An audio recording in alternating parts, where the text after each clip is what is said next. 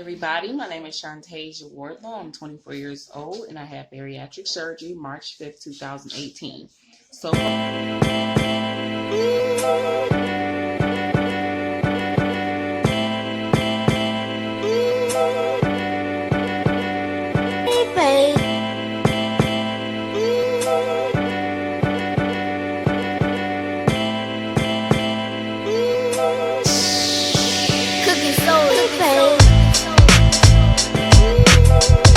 far it's been a little bit over a year since I had the surgery. I had the gastric sleeve surgery.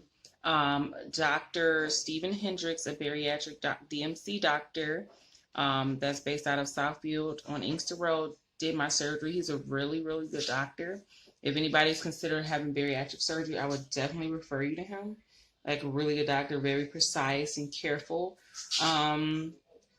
So he works out of the Hutzel Harper Hospital, downtown Detroit, which is really good because I really felt very comfortable because it was a women's a women's hospital, which made me feel really good and safe for some reason. You know, it was a really good hospital, really good doctor, really good team. So I would definitely refer you to that doctor if you're looking to have bariatric surgery. So my insurance that I have, Blue Cross Complete of Michigan, did cover my insurance. I did a 6-month program. I met with the nutritionist once a month for 6 months for my weigh-ins. Fortunately, I didn't have to lose any weight. But I couldn't gain any weight because, you know, obviously it wouldn't look right to the insurance company. They wouldn't think that you're taking your, it's serious. So I did go through my insurance company for a 6-month program.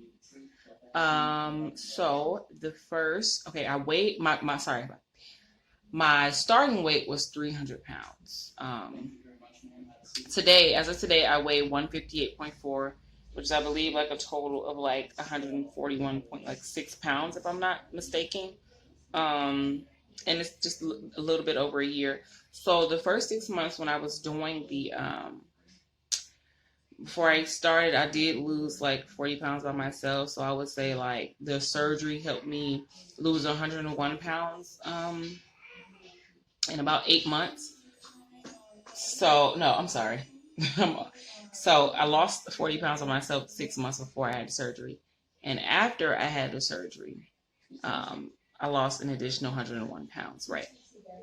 And so then like the first month to like 6 months, I probably could only consume anywhere between 3 to maybe 800 calories a day.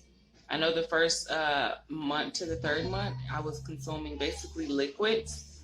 So it definitely was just like hard, you know, because I couldn't eat anything. But it necessarily wasn't hard because when I did have the surgery, which definitely curbed my appetite. Like I definitely don't eat the same. My appetite is so different now. I don't crave fast food. I don't crave certain things that I craved before the surgery, which is a really good factor in having the surgery because some things you can eat. And then I noticed some things I can eat and then it's like no longer good to me. Like I can have like something bad and then if I want to go back for it, it's just not good. It's like, okay, just, I don't want it anymore. Just throw it away. So the surgery not only calms down your hunger and your consumption, but it also literally changes your appetite. Like you'll have a whole different way of eating. And your appetite, you won't crave the same things because you put it in your head, not only your head, but now after having surgery, your appetite just changed drastically. Well, mine did, and I heard a lot of people that did have any bariatric surgery has changed their appetite drastically. So then after like 3 months, like anywhere between 3 to 6 months, eating did get easier. I still only probably could consume anywhere between 300 to 1,000 calories a day, and that's if I was doing like the protein shakes or making them like at home because physically I couldn't eat anywhere any more than 600 calories a day. Physically I couldn't, but if I did like protein shakes, either home or from the store or whatever, just trying to get my daily intake of anywhere between 80 to 100 grams of protein a day in, I definitely had to have the protein drink, which wasn't always good. Premier Protein was the one that I went to, the caramel kind, which wasn't necessarily like nasty. It just had a very chalky taste to it, but it's something that I had to do if I wanted to feel healthy and neutralized to get my daily protein in. Let's see. So now being a little bit over a year out, I literally can probably eat anything that I want. Not as much as I used to. Like before I could have like maybe 2 to 3 bowls of spaghetti. But now I literally can eat like a kid-sized bowl of something and feel full. And but the only thing, the downside of having the surgery is, don't get me wrong, the surgery I appreciate. I would never take back. I would do it again if I had to. If I had a chance to do it again, I would. I would probably do it a little bit differently because I have been cheating a little bit on this adventure. I was bigger my whole life. I've always been the bigger kid. And I think it started a lot in my childhood when I started to gain that weight. Um, it definitely was like a genetic thing, though, for me.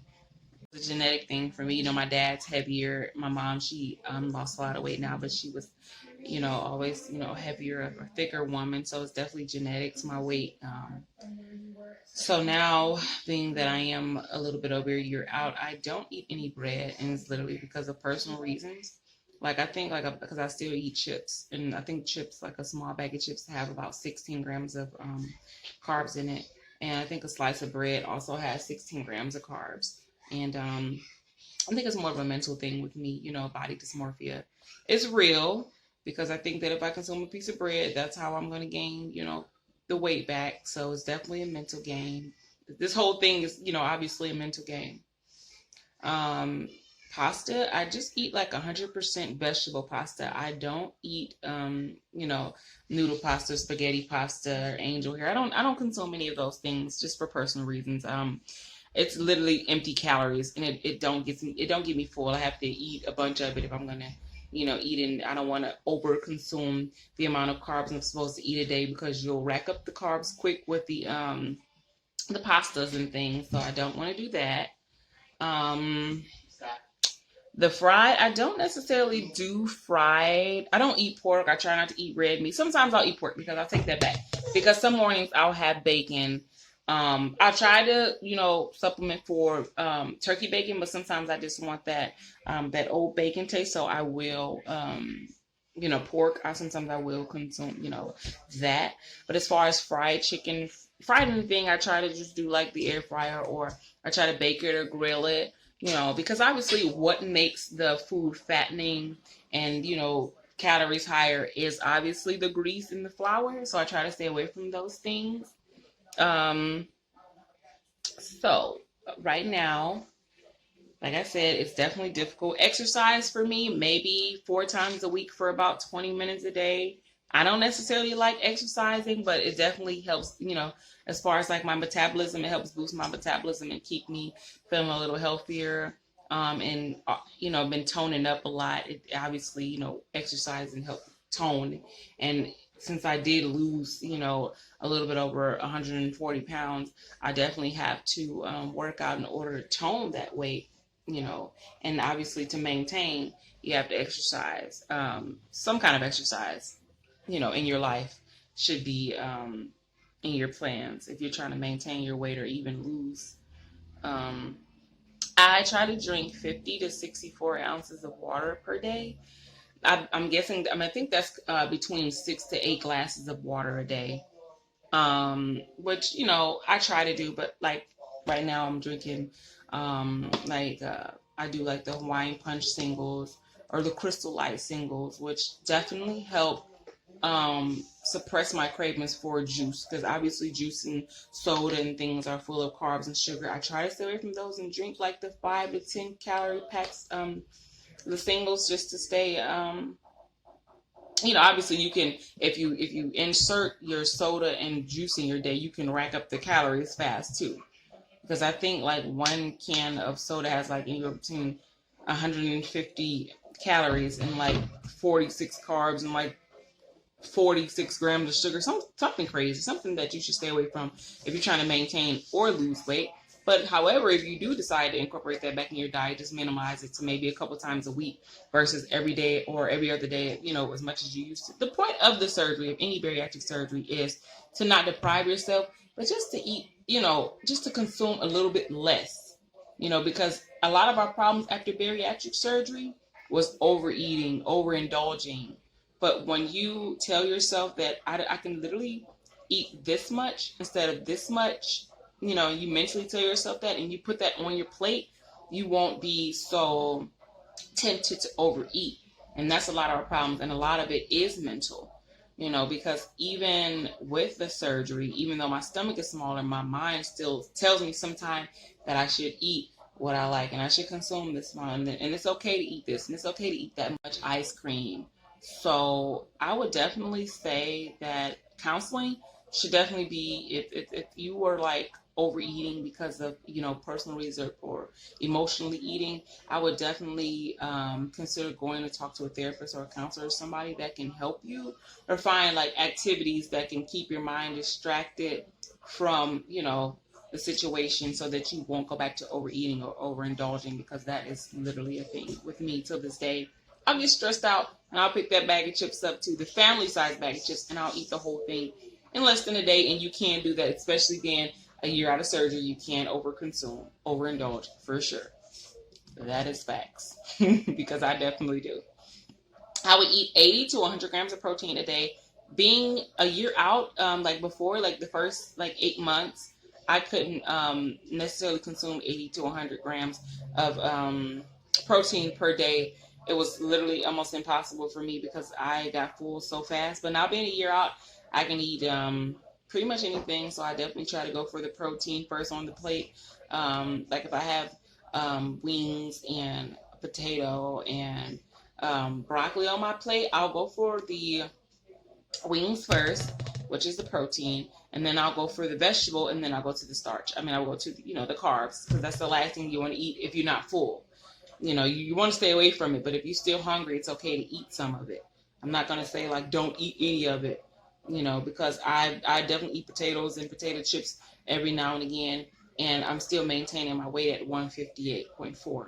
So it's just in moderation on how you do things, and what you eat. It's definitely in moderation. Don't deprive yourself, because then you'll binge, and going into binge mode is the worst. Because at some point, I remember I had days where I would literally stand in the kitchen and just look at, this is when I deprived myself of food. I would stand in the kitchen and I would just stand there and just eat crackers, and then eat a bowl of cereal, and then eat more crackers, and then I'll have a piece of candy. And it's literally just me telling myself, I deprived myself this food for months. I'm going to eat it now, and I'm going to eat as much of it as I can consume. So you don't want to deprive yourself of any food. So I think I just about said what I need to say. My starting weight, my day of surgery. So basically, that's really it. If there's anything you would guys like to know, you can always ask me in the comments below. But like and subscribe. I would definitely try to keep you guys updated, like a year and 6 months out, 2 years out, 3 years out, 5 years out.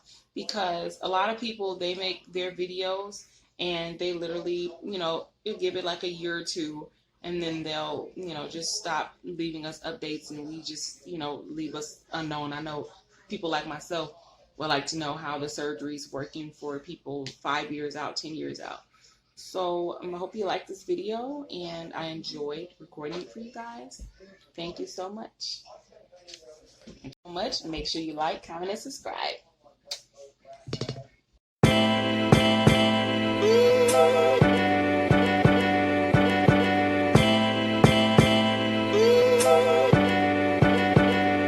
Baby.